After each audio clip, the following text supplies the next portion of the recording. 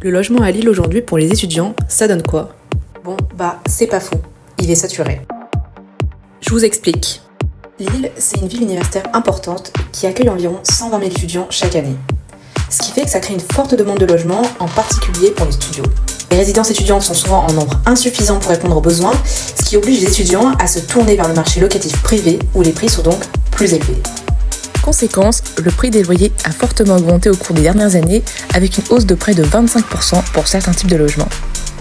De plus, sur les 3 mois de l'été, les appartements étudiants représentent 90% de la demande. Cette période coïncide avec la rentrée universitaire, moment où de nombreux étudiants cherchent désespérément un toit avant le début des cours. Une demande globale en hausse, mais surtout une offre en baisse, moins 34% sur 3 ans. Il y a donc plusieurs facteurs qui expliquent cette situation.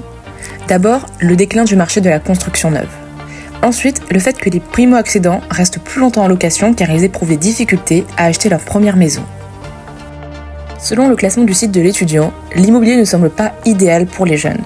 L'étude donne un 88 sur 100 à la métropole pour le logement, un score qui se base sur le nombre de lits du Crous, près de 12 400, et le loyer moyen pour un studio dans l'agglomération urbaine, près de 471 €. Pour de nombreux étudiants qui ne sont pas originaires de la région, trouver un logement équipé est souvent indispensable. Par ailleurs, de nombreuses agences immobilières affichent très vite ne plus disposer de logements dès le début du mois de juillet. Les projets de construction de nouveaux logements peinent à suivre le rythme de la demande, la densité urbaine de Lille et la saturation des terrains constructibles limitent les nouvelles constructions. Les pouvoirs publics, à travers la ville et la métropole, mettent en place des mesures pour lutter contre cette saturation. D'abord, il y a l'encadrement des loyers. Lille a mis en place un encadrement des loyers pour limiter les hausses abusives, ce qui est la loi Elan en 2020.